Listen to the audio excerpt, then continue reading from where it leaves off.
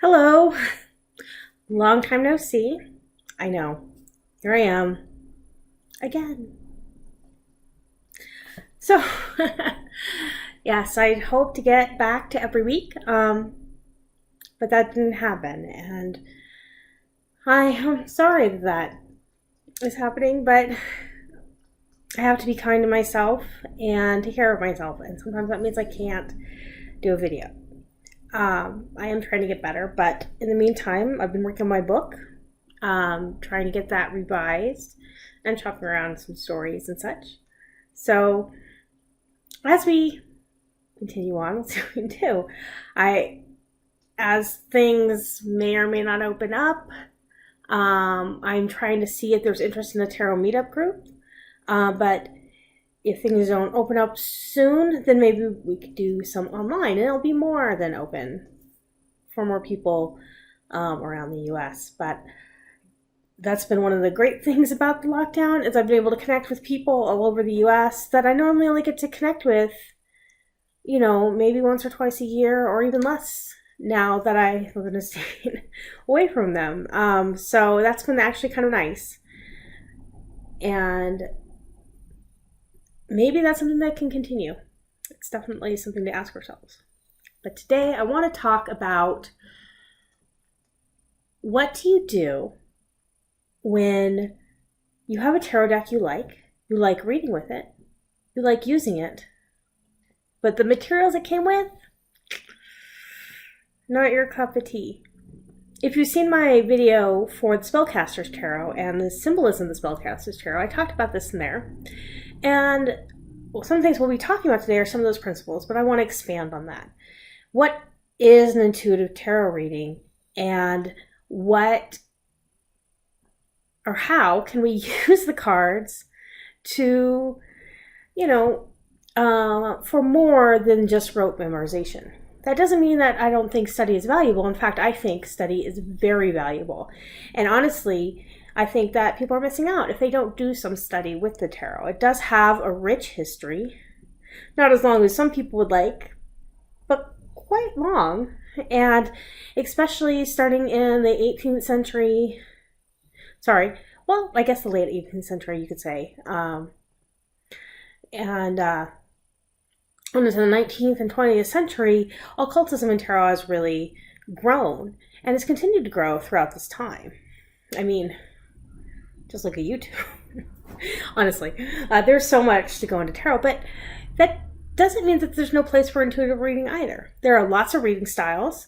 I like to kind of categorize tarot readers into different groups.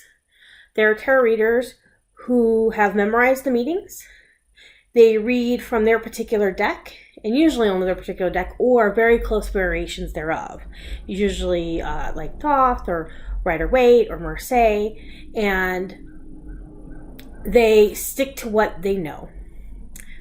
I don't know if you can see him there. There's Gur in the corner of my screen.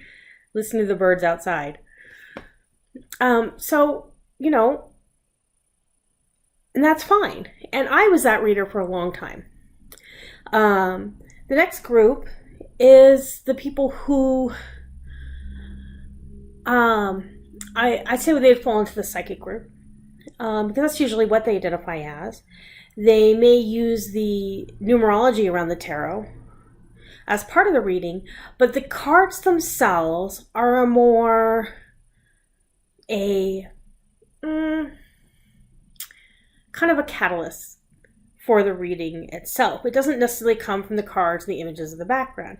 I'm not saying that it never does, but you'll find that it doesn't matter what cards they're using, it's always going to come from them rather than the cards themselves. A little bit hard to explain because there's a few things that can go into a reading on whether or not a person is psychic or not is, of course, up to debate. Not that I don't believe in psychic abilities, because I do. I read tarot. But scientifically, it's not explained at this time. But there are methods that are used, both by psychics and non-psychics, that are explained scientifically. And we'll actually talk a little bit about that today because, again, that goes into the next group, which is what I would say is intuitive readers. These readers rely completely on the cards they're using.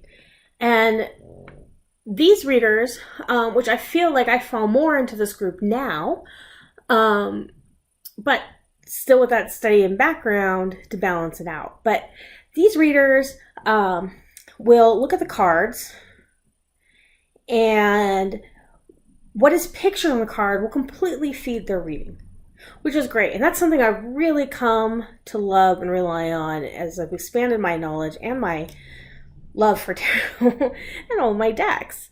So, but like I said, I was just a study reader. I was Rider-Waite-Smith.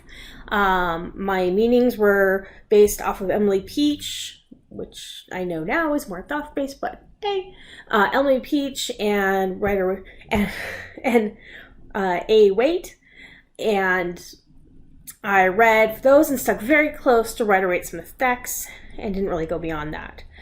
But with an intuitive reader, it doesn't so much matter the deck you use as what you read from that deck. Now, some intuitive readers don't study at all. They toss out the book, call it good. I'm not that person. I'm going to buy the book, and I'm going to read the book, and hopefully I'll find value in the book. That's not always the case. And we'll talk about a deck today. That's not the case. But let's first talk about what are my criteria for a deck I'm going to use. Is it a deck I will read for myself? Is it a deck that I will use for others? Is it a deck that I might use from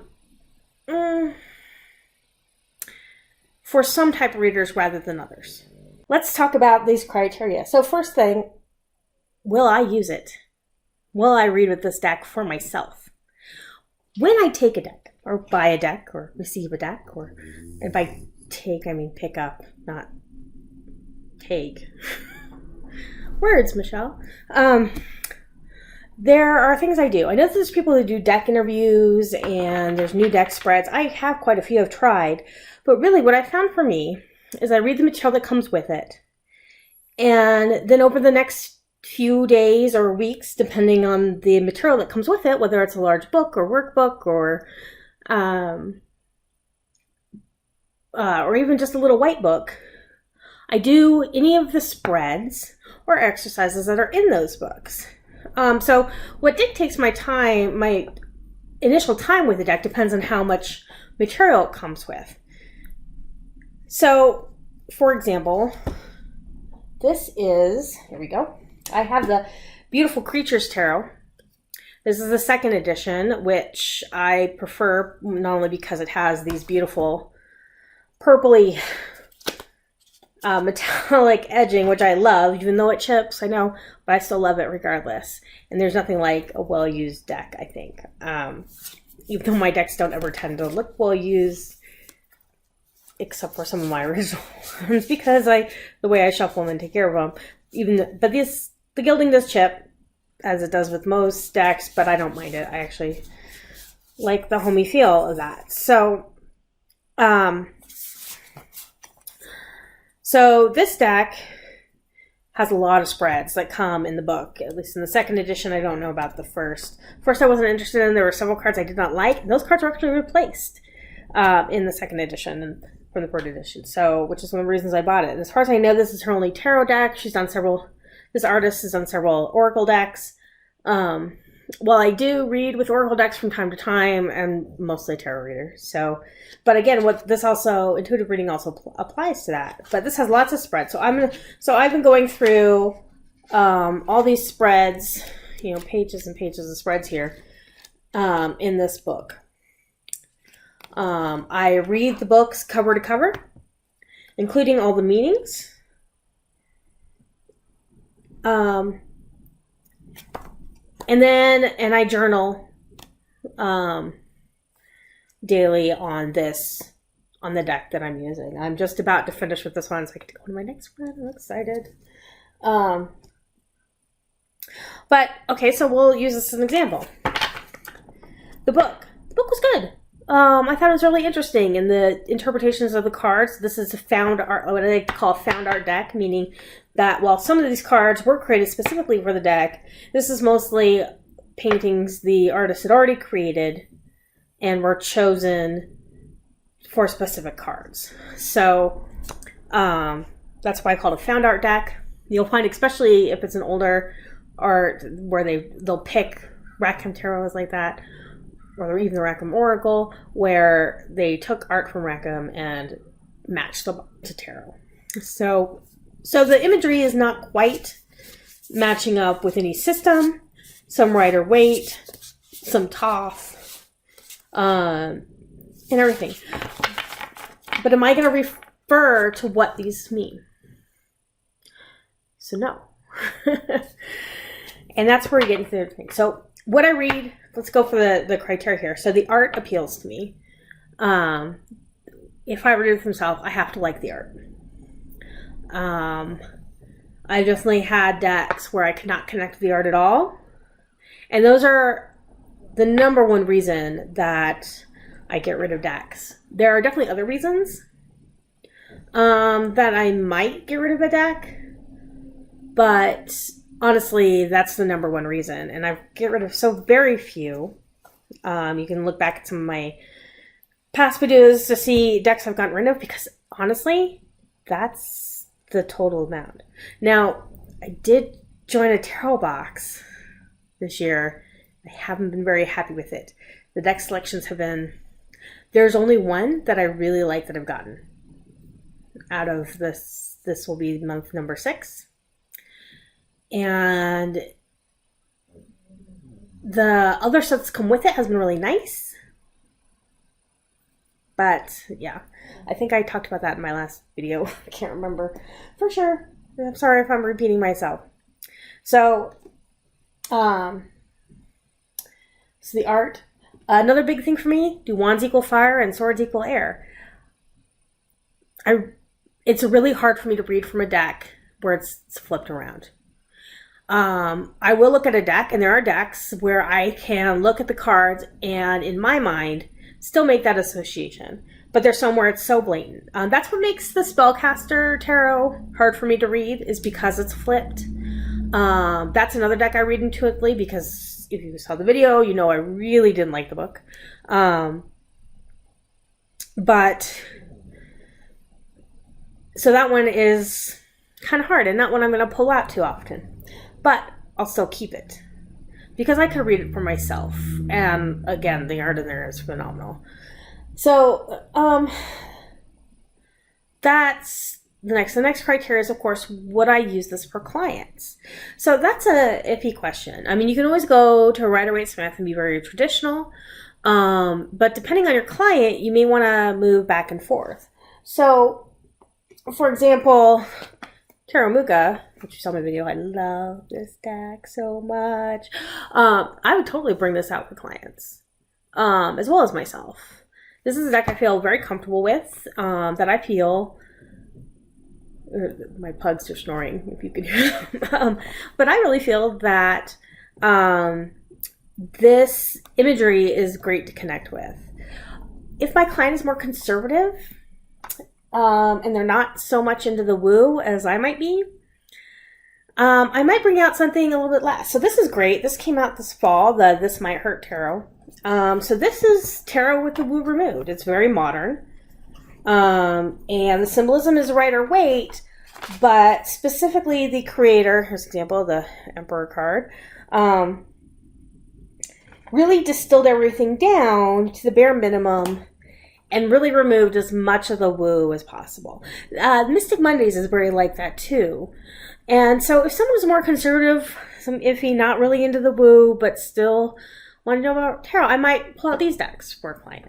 If someone is really into the woo, I might pull out the Spirit Keepers. I have not used that in any client readings yet, but Spirit Keepers Tarot, something more like other Rider-Waite decks, a Hermetic Tarot, something with more richer symbolism. Really depends on the person. and what they think. But that's kind of my criteria, and will I use it? So this isn't a question that I ask myself whether or not I'm going to keep a deck, because there's some decks I keep because I love them. Like, I have Tarot for the Cats, which is literally for your cats to read tarot. It's a very old deck.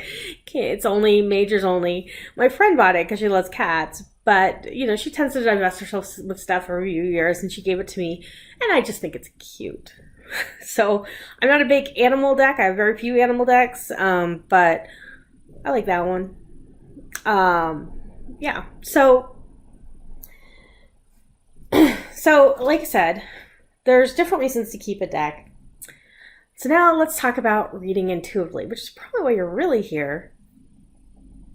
You know, not to listen to me blather on about random tarot stuff, or maybe you are. Thanks. Thank you for coming. So, like I said, I was in that first group where I had memorized Rider-Waite and Emily Peach's twist on those meanings and put them together in my mind. Those were the meanings of the cards. I stuck with Rider-Waite type cards, specifically Hanson Roberts, for years and years. I did get the Lunda Tarot, but still stuck with those same meanings.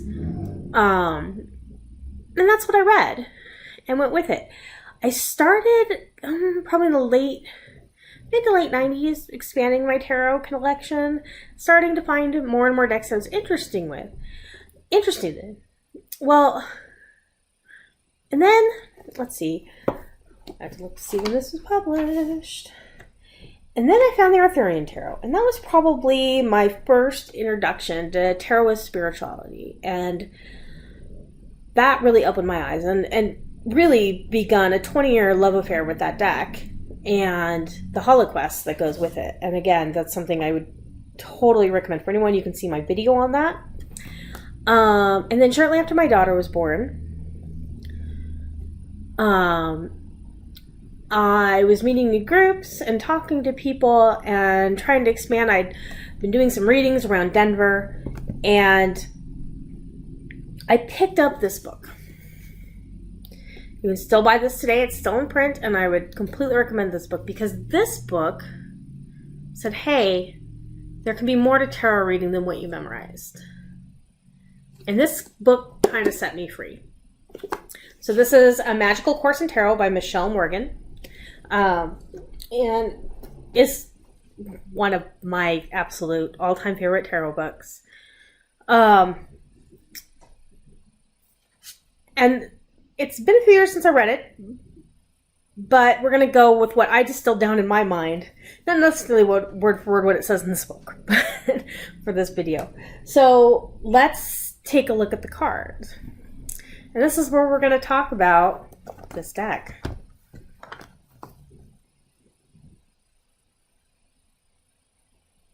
The Druidcraft Tarot. How do I feel about this deck? I think it's beautiful. So if you've seen some of my past videos, you know that I realized my original edition of this deck was printed crooked. And I never noticed. I'd used it. I've been using this deck for a while, and I never noticed. Shows how observant I can be. So, yeah, that upset me. I found out it was still in print. Thank God, because that would have... not only that, I went through it, and there's extra cards. All the cards are there, but there's an extra Justice card. I have gone through this deck. I've been using it. I've been bringing it to groups. I was very careful to check this one. So, my original one is the first deck I've tried to mod. There's not going to be many decks I mod, because most decks I do not want to mod. But I started modding this. And I first went with, and I'm going to edit, but I first went with trying to keep the green borders and the titles. So, I have a severe handicap. I can't cut in a straight line. You can give me a guided paper cutter with vices and slots to make sure the paper does not move, and I will still screw that up, because that's what I did, and I sliced right through those titles. So I said, fuck it, and went whole hog. And you know what? I really like it. I'm a fan of borderless decks, so yeah, borderless with rounded edges. Because of course I just had that stuff lying around because I'm a craft hoarder. That's why. So for a completely different project. But I've kind of talked about some of the decks I plan on modding. I've started on this one. It's a long process for me. I can only sit there for so long and slice edges off. And then I have to come over these. It's going to take a while. So I talked about that, the Dragon Tarot, and the Bonefire. So hopefully I'll show you guys more what I do as I finish these. But, of course, I have a set that's fine. Because if I screw that up, what would I do? I love this deck. This is a deck I'd pull out for other people. I love the art. I love this. The artist did the Druid Animal Oracle, my favorite Oracle deck. Of course I was going to love this art. But the book talks about a mix of Druidcraft and Wicca. If you've seen some of my videos, you know I'm not Wiccan.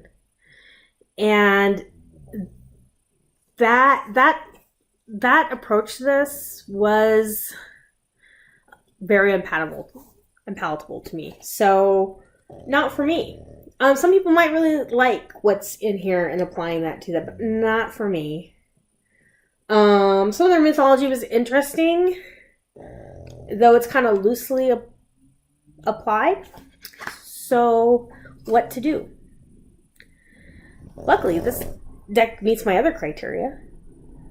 I don't have problems reading it. I love reading with it. But I'm going to read it intuitively. So let's go over how to do that. Okay, so intuitive reading. Here we have the Druidcraft Tarot. I love it. So when I read, like I said, there's spreads I use. I don't tend to use a spread directly for a client. I might sometimes. I am known to pull up the Celtic Cross because I'm fascinated with it. But I tend to use a pyramid reading style. So, and that might be a whole nother video topic. So if you're wondering what spreads I'm using, don't worry about that. If you have any questions about it, please ask me in the comments. And I can definitely do a video about how I read in kind of a more spreadless fashion. But that's another topic and has nothing to do with this, actually, in some ways. So let's talk about an intuitive reading. And I'm just going to lay out some cards here. And sorry, I keep hitting the camera because that's what I do.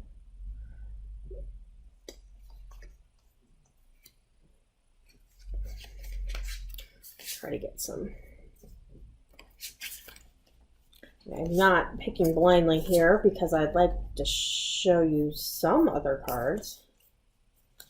There we go. Come on, majors. There we go. There's a good one. So let's look at what I got here. And look at what we got here. Pulled out a few cards. And let's just set it up in a simple 3-card reading. There are a billion ways to read 3 cards. A billion ways. Way more than there probably is of almost anything else. But let's just use a very simple past, present, future. Okay? So we're looking at these cards. And the first thing that an intuitive reading, I think, uses is symbolism. On my website, and I'll try to put a link down below. I still need to update it. I promise I will get to that, but it's still usable now. I have a small symbolism guide. Symbolism is the bread and butter of divination. Most divination systems, they rely on symbolism, and tarot is no exception. So let's take a look here. Let's look at the symbols that we see. The 9 of Wands, we see a man that appears to be standing guard. Well, standing guard. He's guarding something. He has his wands or spheres set up in a defensive. If you've watched a lot of historical movies or read a lot of history, you know that setting pikes or spears up in this fashion was one way to detour horses. In the present card, we have a hand holding up a sword. If we think about the symbolism of that, the Lady of the Lake, the handing off of power. What do the trees mean? The trees are empty. That tends to mean the winter, that the land is fallow, that it's awaiting a savior. The sword is logic, a mental facility, the beginning of work. The bird is a symbol of freedom. The storm, a symbol of trouble. The two in the future position, the Two of Cups. This is the marriage card. This is the lover card. No, I was beeping the horn out there. So here we have two people trading cups. It's part of a marriage ceremony where they drink from each other's cup. She's wearing purple. Purple is a royal color. He is wearing green, the color of spring, of renewal. They're in a flowered valley next to still waters. And if we look a little bit closer, there appears to be a stronghold in the background. This is stability. This is happiness. Learning even the small symbols of this. I wouldn't say that this is a symbol-rich deck. Oh, and something else. I have to look cards over and over again, and didn't I say I was non-observant? Which is not good for a tarot reader. But look here in the Nine of Wands. His arm is broken. He has to defend himself, and he is hurt. There's smoke in the background, fire. Could be a sunset, meaning the end, or a sunrise, meaning it's just the beginning.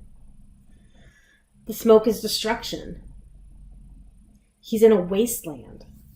Those are all symbols. Those are all things that we can use to look at this.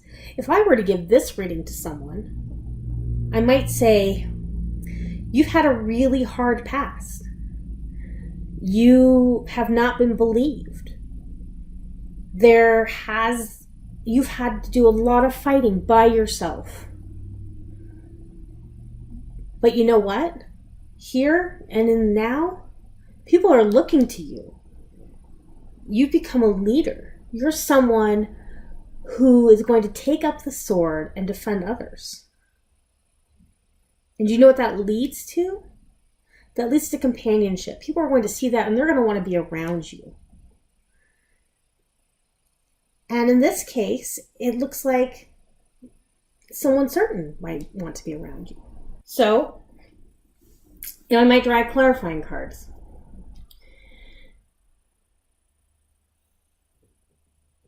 If they've asked about romance, then I'll probably center on that. So let's say that the person asked about romance.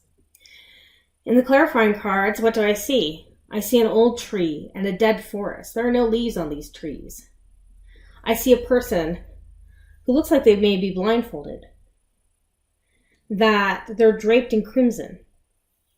There are flowers on the forest floor. They're holding two swords, as if promising, as if making an oath. These are principles to stand by. In the Rebirth card, I see a child emerging from a temple, or perhaps a grave. I see the trumpeter announcing their arrival. I see the hare, a symbol of the moon, a symbol of quickness. The holly, and I believe that's mistletoe. Or I'd probably say it was mistletoe.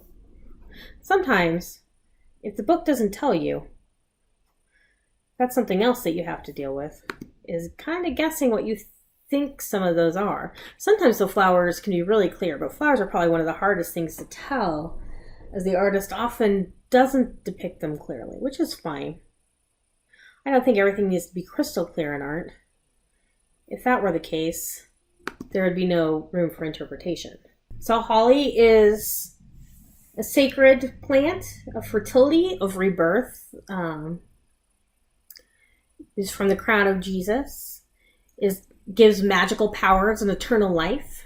Well, for modern times, and mistletoe is usually part of Christmas and the kiss under the mistletoe. It's about renewal, hope, friendship, and quite a few other things. Another magical plant. So we have the holly and the mistletoe. So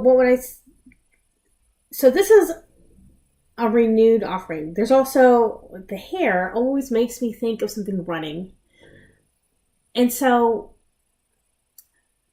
I would look at this and said that you've made promises to yourself. That you've had to remake yourself from this person in the past. That you are wary, like the hair. But you have remade yourself. And that has made you a stronger person. You've accepted the sword, which has given you a purpose. And the people who are attracted to you now are not the same people you had to fight against then. So that's a simple way of looking at something. The other thing, which I've done but haven't really talked about, is story. You're drawing a story with your cards. You're showing them the beginning, the middle, and the end of their question. So try to link a story with what's happening. Some decks really lend themselves to this. Story decks, for one, which I'm not a fan of. But just think about the Fool's journey and how the Fool evolves over the course of the major arcana. That's a story. How has the person evolved over the course of these cards, if this is past, future, and present?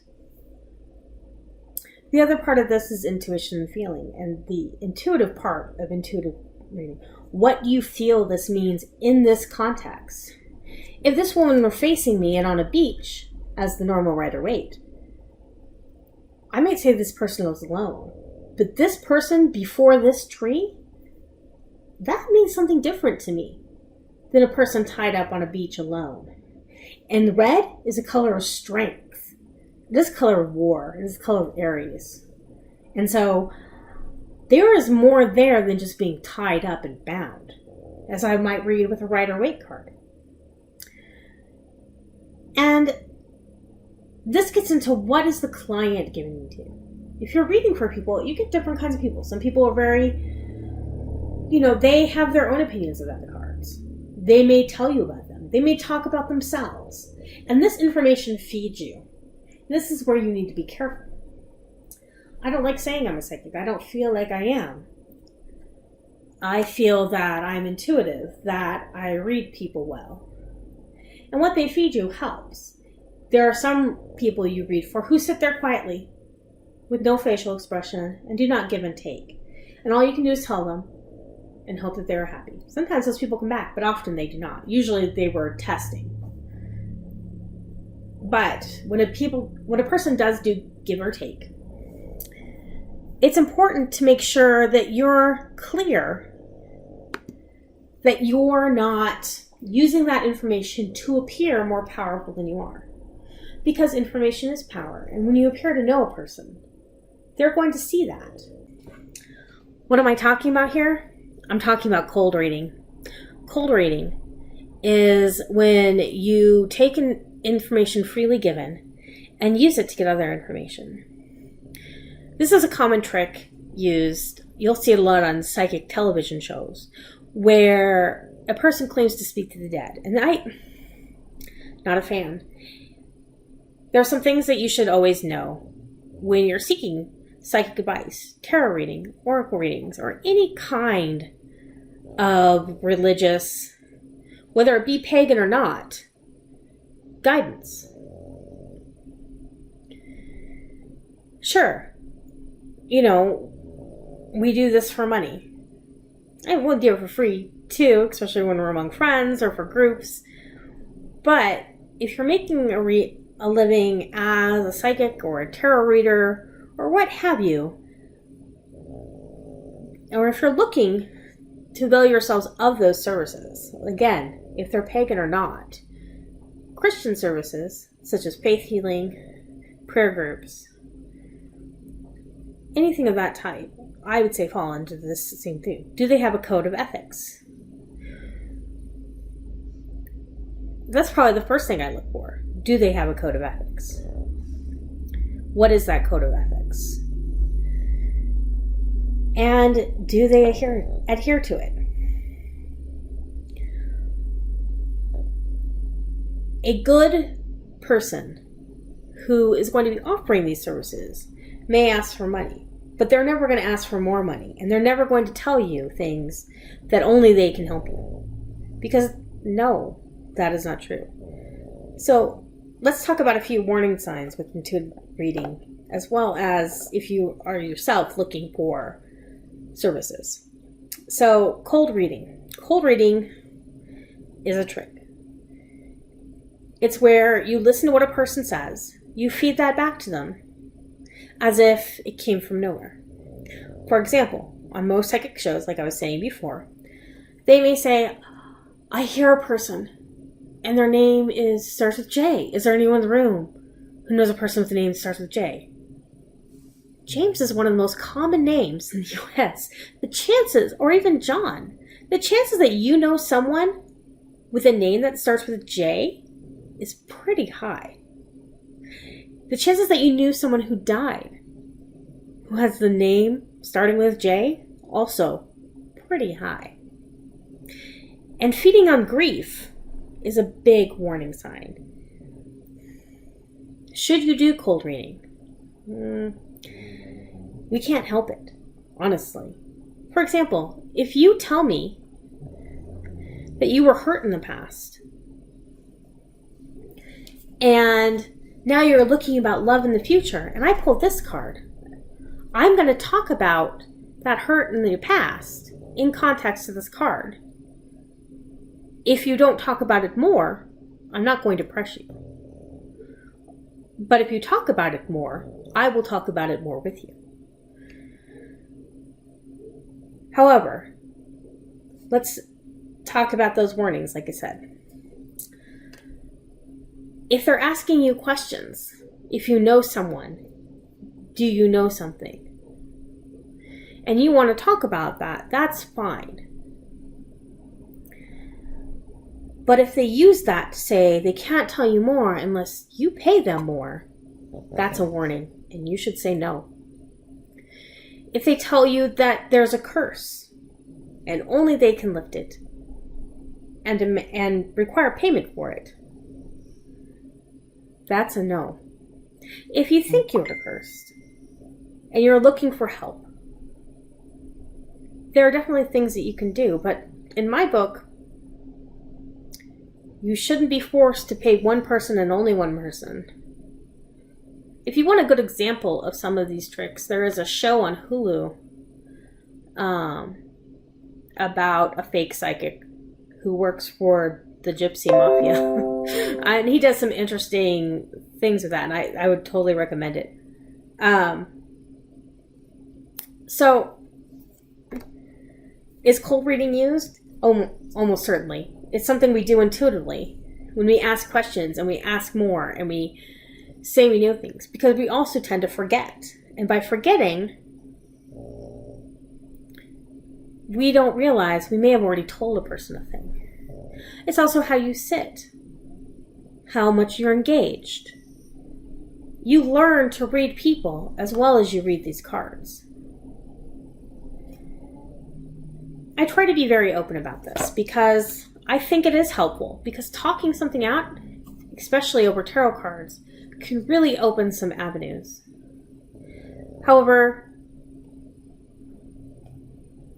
I don't know, you should never bill yourself as the only person who can ever help another.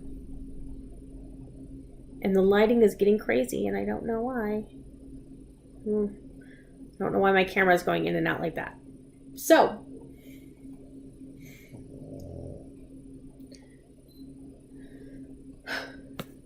I hope that helped as a little lesson on how to read intuitive tarot, some warnings and some advice. You can apply this to any deck. They're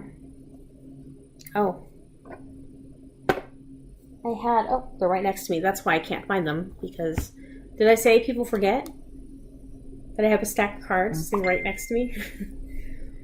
Let's take a look at this in another light. Here's the Magician. I'll hold that up here. I like decks that have keywords.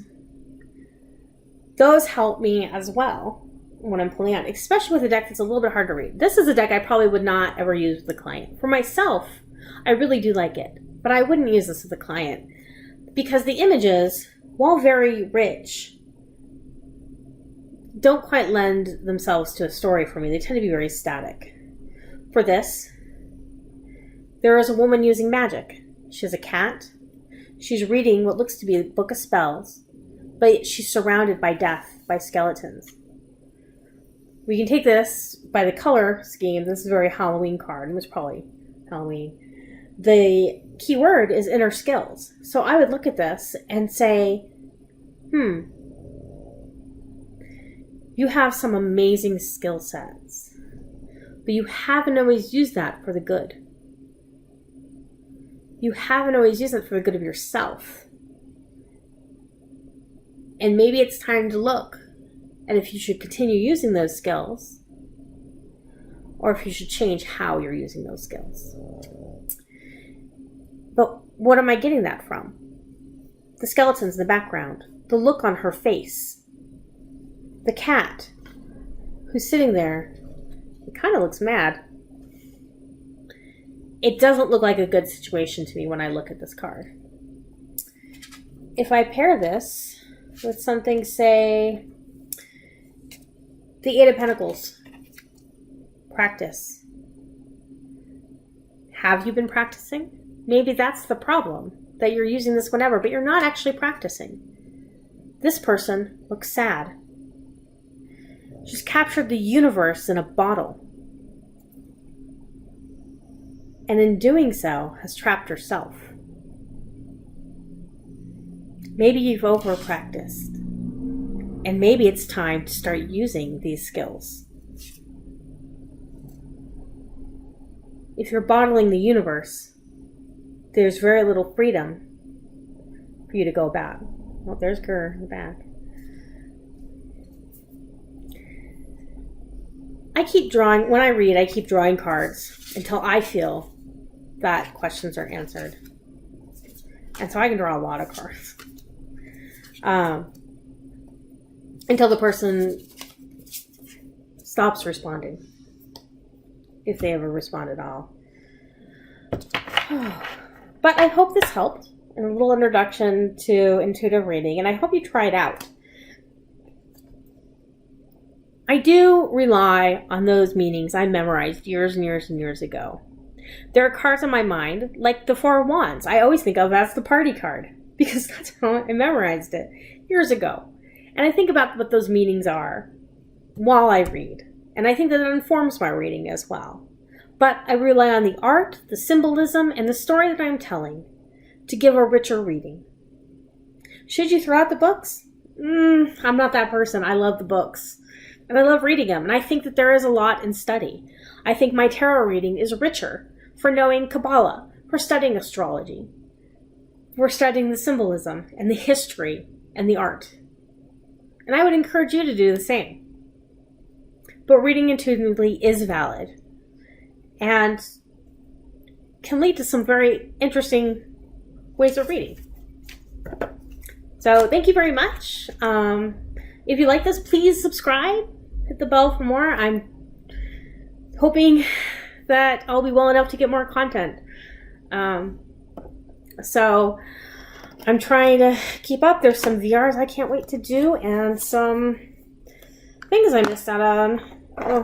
31 Days of Witchcraft in May?